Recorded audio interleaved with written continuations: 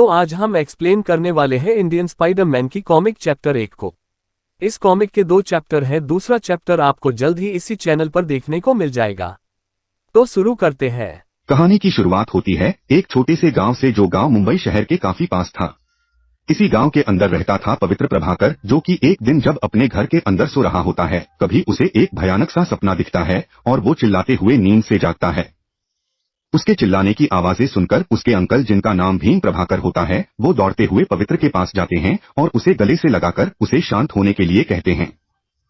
वो उससे पूछते हैं कि क्या तुमने आज भी वही सपना देखा जिस पर पवित्र प्रभाकर अंकल भीम को यह बताता है और हर बार इस सपने को देखकर वो सपना देख रहा है।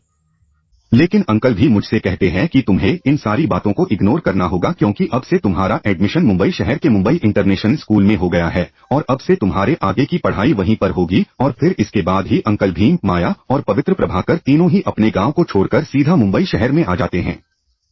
जहां पर हम यह पता लगता है कि पवित्र के अंकल और आंटी बहुत मेहनत करके उसे पढ़ा रहे हैं और वो ये चाहते हैं कि किसी भी तरह से पवित्र अपनी जिंदगी में कामयाब हो जाएं, जिसके लिए उसके अंकल स्कूल में पहला दिन रात मेहनत करते हैं। लेकिन जब अपने स्कूल के अंदर एंटर होता है, तभी उसके स्कूल के बहुत से बच्चे उसका मजाक उड़ाते हैं, और ऐसा इसलिए क्योंकि वो स्कूल काफी हाई फाई होता है, जिसकी वजह से वहां पर जो भी बच्चे पढ़ा करते थे वो काफी अमीर थे और काफी अच्छे कपड़े पहना करते थे, जबकि वहीं पवित्र प्रभाकर एक छोटे से गांव का लड़का था और इसीलिए वो अपने स्कूल के अंदर भी एक मामूली सी धोती पहनता था, जिसके कारण उसके स्कूल के बच्चे उसका बहुत मजाक उड़ाते थे। इतना ज्यादा बोली होने की वजह से पवित्र काफी उदास हो जाता है, लेकिन फिर और अपना सर झुकाकर वहां से जाने लगता है, जो कि पवित्र प्रभाकर से कहती है कि यहाँ के बच्चे ऐसे ही हैं, और जब वो इस स्कूल में नहीं आई थी तब उन सबने मिलकर मुझे भी किया था, इसीलिए चिंता मत करो, धीरे धीरे सब ठीक हो जाएगा। इसके बाद हम देखते हैं ओबेरॉय कॉरपोरेशन के हेडक्वार्टर्स को, जो कि मुंबई शहर के अंदर ही होता है। ओबेरॉय कॉरपोरेशन के हेडक्वार्टर्स के अंदर हम देखते हैं रॉय को, जो कि इस पूरी कॉमिक्स सीरीज के अंदर स्पाइडरमैन इंडिया का मेन विलन है। यहाँ पर बैठकर नलिन ओबेरॉय एक जादुई ताबेज के बारे में सोच रहा होता है और वो अपने आप से ये कह रहा होता है एक गांव के अंदर है, लेकिन जब भी गांव वालों से उस ताबेज को लेने जाता है तब वो गांव वाले मिलकर को वोट देने से मना कर देते हैं, और इसीलिए हम ये सोचता है कि अब वो उस ताबेज को हासिल करके ही रहेगा, चाहे उसे उसके लिए पूरे गांव को कितना मारना पड़े। और फिर ऑनलाइन ओबरा ऐसा ही करता है,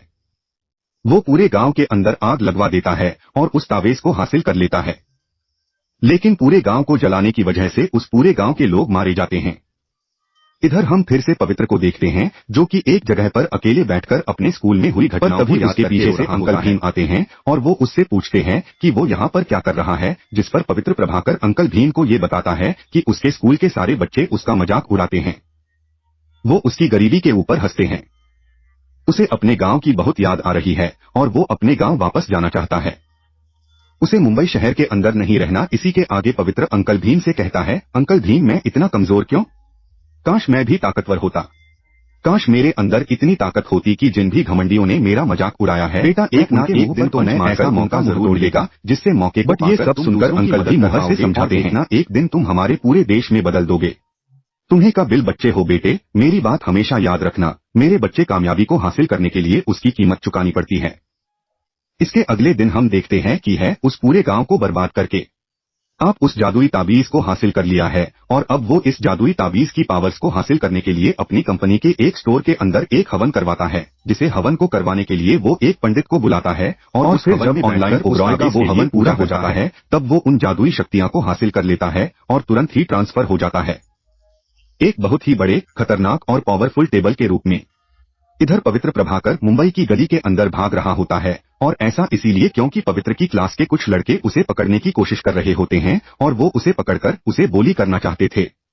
जिस वजह से पवित्र प्रभाकर उनसे बचकर भाग रहा होता है। लेकिन जैसे ही पवित्र भागते भागते एक पतली सी गली के सामने आता है, तब वहीं पर एक आदमी पवित्र को अपनी तरफ जब पवित्र की क्लास के बच्चे वहां पर कमरे के अंदर ले आता है, पवित्र को ढूंढ लेते हैं, तब वो आदमी उन बच्चों को भगा देता है और उनसे पवित्र को बचा लेता है। और फिर तभी हमें ये भी पता लगता है कि वो आदमी एक संत महात्मा है,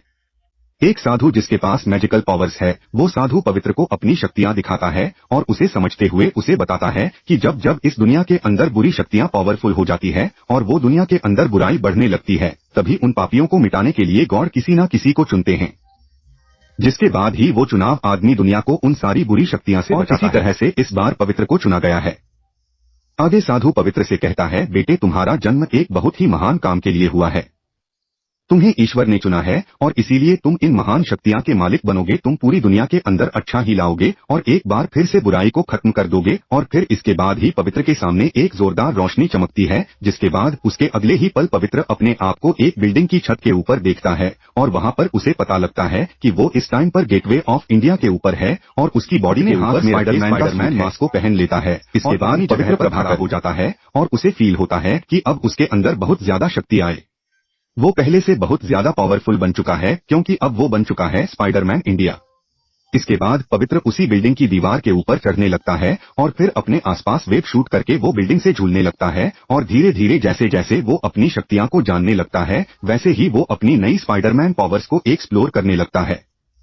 अपनी पावर्स को ढंग से जानने के बाद पवित्र प्रभाकर भी पास शहर के अंदर गली के अंदर से उसे एक लड़की के चिल्लाने की आवाज निकल जाता है और जब वो उस तरफ गौर करता है तब उसे पता लगता है कि उस लड़की के आगे कुछ गुंडे खड़े हैं जो कि उसे अकेला देखकर परेशान कर रहे हैं। और अब पवित्र के अंदर इतनी शक्तियां हैं कि अगर वो चाहे तो इन शक्तियां का इस्तेमाल करके उस लड़की को उन गुंडों से बचा सकता है।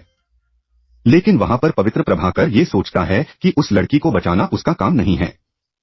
इस तरह के क्राइम तो शहर में होते ही रहते हैं और यहाँ पर भी अगर वो लड़की पुलिस को बुलाएगी तो फिर पुलिस जल्दी से यहाँ पर आकर उस लड़की को इन गुंडों से बचा लेगी। अंकल भीम भी ये सोचकर पवित्र वहाँ से आगे निकल जाता है। आवाजें सुनकर उसकी मदद करने के लिए वहाँ पर जाते हैं और अंकल भी हम उस लड़की को बचाने के लिए उन गुंडों को वहाँ से भगाने की कोशिश करते हैं और उस झड़प के दौरान उनमें से एक गुंडा अंकल भीम के ऊपर चाकू से हमला कर देता है और उनके पेट में चाकू डाल देता है, जिसकी वजह से अंकल भी वहाँ पर जोर से चिल्लाते हैं।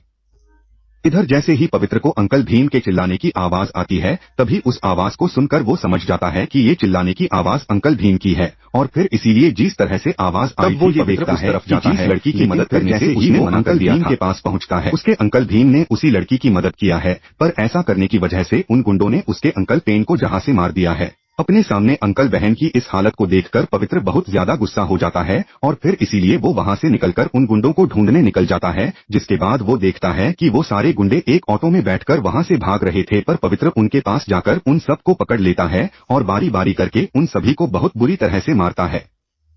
लेकिन जब वो आखिरी गुंडे को मार रहा होता है तब वो पवित्र के सामने गिड़गिड़ाने लगता है, मैं अपने घर के अंदर अकेला कमाने वाला हूँ, अगर मुझे कुछ हो गया तो मेरी फैमिली का क्या होगा, प्लीज मेरी फैमिली के बारे में सोचो और मुझे छोड़ दो। पर ये सुनकर पवित्र से जवाब देता है, जिसके तुमने जान लिया उसकी भी एक फैमिली थी। लेकिन फिर इसके बाद ही पवित्र प्रभाकर को अंकल बहन की कहीं भी एक बात याद आती है, जो बात अंकल बहन ने उससे काफी पहले गई थी। अंकल बहन ने उससे कहा था कि जब भी किसी के पास बड़ी ताकत आती है तब उस बड़ी ताकत के साथ ही उसके ऊपर बड़ी जिम्मेदारी। इन बातों को याद करके पवित्र उन सारे गुंडों को ग्रेट पावर ने रिस्पांस देता है और पुलिस को फोन करके वहां से निकल जाता है। इसके बाद पवित्र प्रभाकर एक ऊंची सी जगह पर जाकर बैठ जाता है और अपने मास्क को उतारकर अंकल बहन की हालत के बारे में सोचना होता है।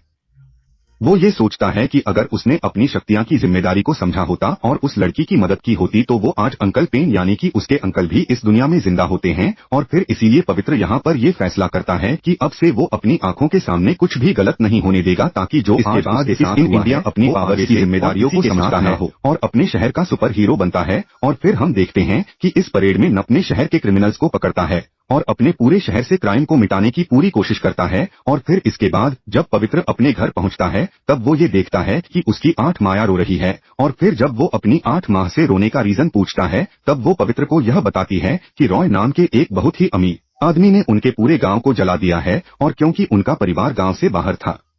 इसीलिए वो और पवित्र भी जिंदा हैं,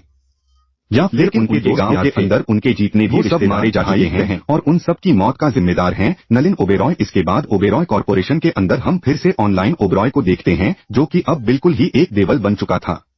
वो डेवल उस पंडित को भी जान से मार देता है, जो पंडित वहां पर उसके ताबीज के लिए हवन करवाने आया था, उसे मारकर खा गया था। इसके बाद ही हमें ऑनलाइन ओबेरॉय के डेविल का पूरा लुक मिलता है और फिर यहीं पर स्टार्ट होती है इसकी बैक स्टोरी, जिसमें हम ये जानते हैं कि आखिरकार प्राइस ट्रैवल में कैसे ट्रांसफर हो गया। नलिन ओबेरॉय को बताता है उसकी वो एक राक्षस है और अब ऑनलाइन ओबेरॉय की वजह से वो फिर से जिंदा हो गया है। आगे वो राक्षस ऑनलाइन ओबेरॉय को बताता है कि वो इस दुनिया के अंदर अकेला नहीं है और उसके जैसे और भी बहुत सारे राक्षस इस दुनिया के अंदर अभी भी जिंदा है। हजारों साल पहले वो सारे राक्षस इस दुनिया के ऊपर राज किया करते थे और हम इंसानों को मारकर खाया करते थे। लेकिन जब दुनिया के अंदर हमारा राज कायम था, तभी एक दिन इंसानों के बीच से एक योद्धा आया और वो योद्धा अकेले ही हमारी जाति के सारे राक्षसों को हराने लगा। उसने अपनी शक्तियां और भी इंसानों को दी, जिसकी वजह से देखते ही देखते एक साथ मिलकर हम की पूरी प्रजाति को हरा दिया और हम सभी को बंदी बनाकर कवि जो के अंदर कैद कर दिया। और फिर उस दिन से लेकर आज तक हम सभी इन ताबेजों के अंदर कैद थे। लेकिन देखो, मुझे तुम्हारी वजह से मैं इस ताबेज से फिर से बाहर निकल पाया हूँ।